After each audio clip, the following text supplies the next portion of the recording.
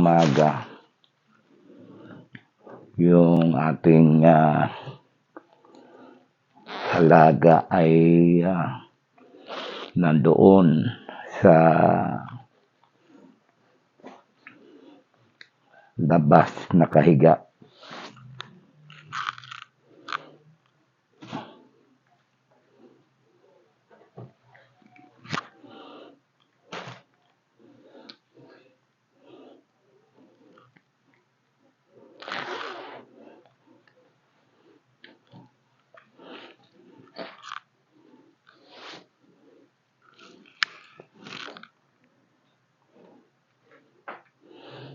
Ito po, papalitan po natin yung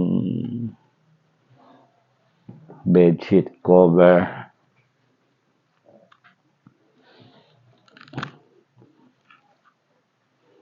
Ayan.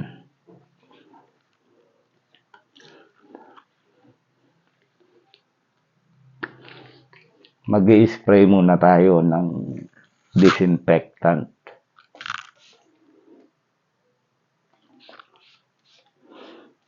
I-disinfect muna natin bago natin palitan ng bagong bedsheet.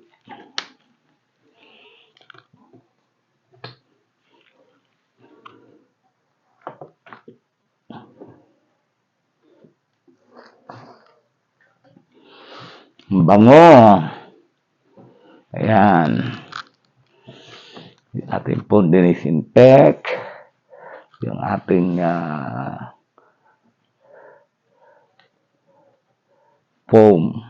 Yung foam, dinisinfect natin bago natin damitan po ng bed cover. Gumagamit po kami bed cover lang. Hindi na namin nilalagyan niya ng bedsheet. Kino-cover na lang po namin ang ganito. Sa iba, may ano pa yan, may nakadoble na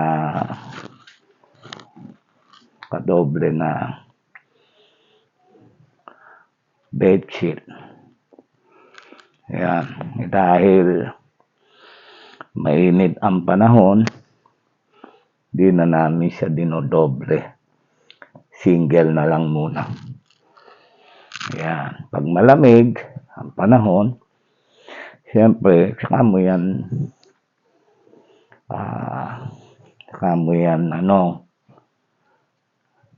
dodoblehan ng bedsheet.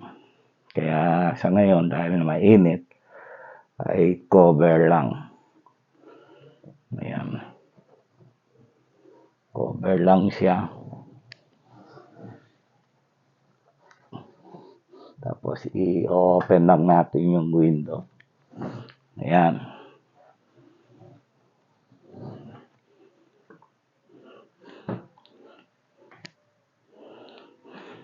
Ito naman yung ating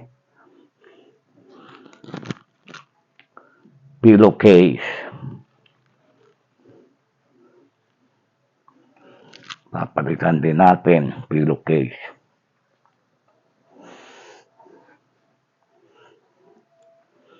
Alam nyo, minsan, yung magtrabaho ng trabahong gawaing bahay, nakakapagod.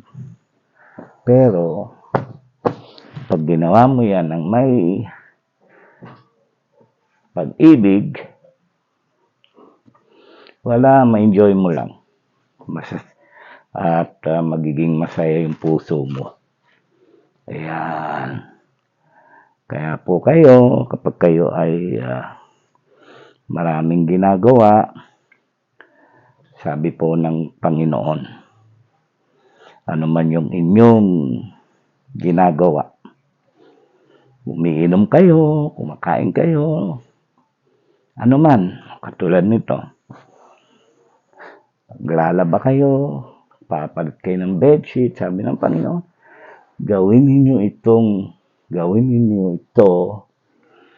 sa ikaluluwalhati ng Panginoon. Yan. Hanggang dito na lang. Maraming salamat. At yung dalawang maliit na unan, hindi pala ako nakapaglabas ng case. Kukuha na lang ako. Sige po, bye-bye. Thank you sa mga nanood. Yan. Dito tayo. Nililis natin mga basura, pinupulot natin isa-isa. Kasi Wednesday na ngayon. Pangalawang linggo na. Bukas, sigurado. Darating na yung nangungulekta ng mga basura. Every 2 weeks kasi yon. Kaya ayun, meron na akong naipon. Tatlong plastic. Pang-apat na to. 4 na plastic na yan. Dami. Tapos yung mga damo na binunot na natin noon. Sabagay, 1 month na rin. Ito na naman yung mga damo. Tumubo na naman. Ito naman mga basura na to. Yan. Pinagbalatan ng mga detergent, mga sabon. Bakit kaya may basurahan naman, hindi pa sa basurahan itatapon, ilalaglag pa hanggang sa dumami. Siyempre, maiipon. So yan po, natanggalan natin mga basura sa pang-apat na plastic na rin. Ito nakuha natin. Kaya din kasi doon sa mga dumadaan kasi right of way yan eh. May bahay pa doon, di siyempre dumadaan sila dyan, nakikita nila yung mga basura. Linis ka naman ang linis. Ayan. Matapos na tayong mag-recess, nakapahinga ng konti. Ito naman yung trabaho na ating isusunod. Paghuhugas ng pinggan. Sabi nga medyo tinanghali na gawin ito. Kasi alam nyo naman dito sa amin pagka medyo maaga pa, ang supply ng tubig ay halos wala.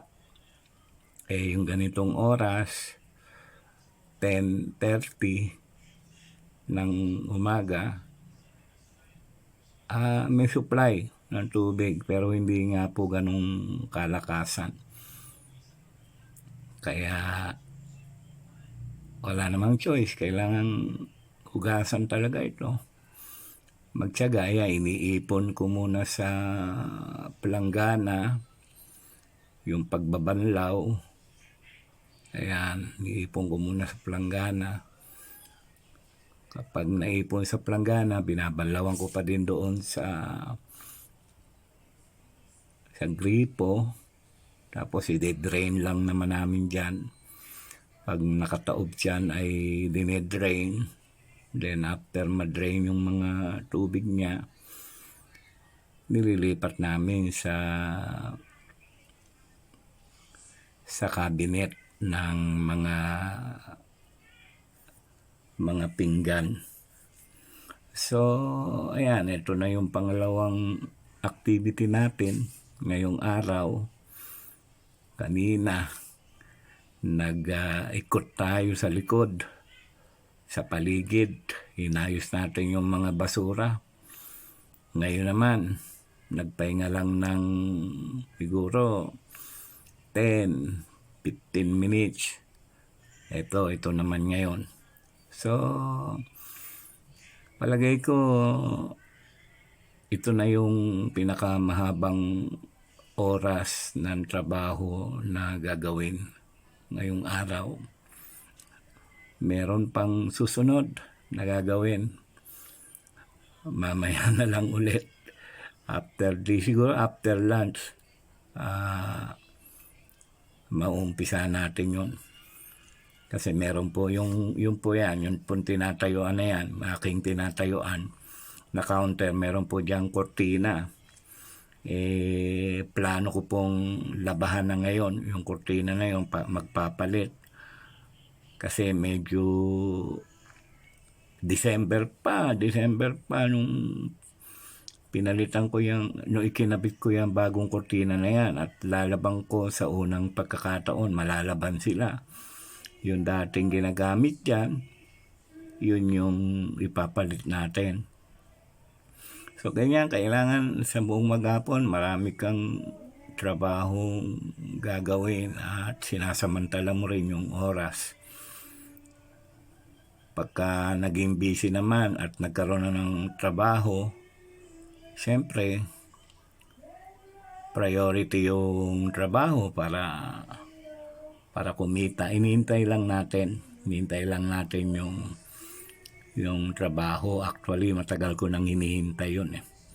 So, God willing, sa walang sawang pananampalataya at pagtitiwala at pananalangin, ay darating din yun.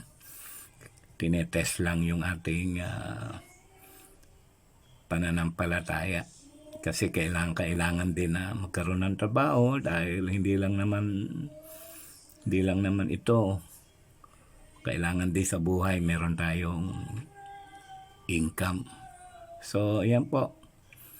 Maraming salamat sa inyong panonood. Maraming salamat. At alam ko, naniniwala ako na ang bidyong ito ay ipakapakalat ni Algo sa malawak na audience. At ito ay mapapansin ng marami. Marami pong salamat sa patuloy na sumusuporta sa aking mga videos, bagamat hindi po ganun kabilis ang ating pag-angat, ay meron po, umaangat naman, hindi nga lang mabilis, pero ganun pa man, naniniwala tayo sa slowly but surely. Yan, yung kortina ay nalabahan na, nasa number 7 na siya, nag-i-spin na lang, tapos sasampay na. Yan po. Spinning. Nasa ano po siya, nasa spin. Ayan po, nasa spin siya. Tapos ito ay number 7 minutes. After 7 minutes, sasampay na natin. Tamang-tama, mainit ang sikat ng araw. At maya-maya lang hapon yan, matutuyo na yan. O yan, nakasampay na. 5 to 10 minutes lang yan. Tuyo na yan. Manipis lang naman yung kortina na yan.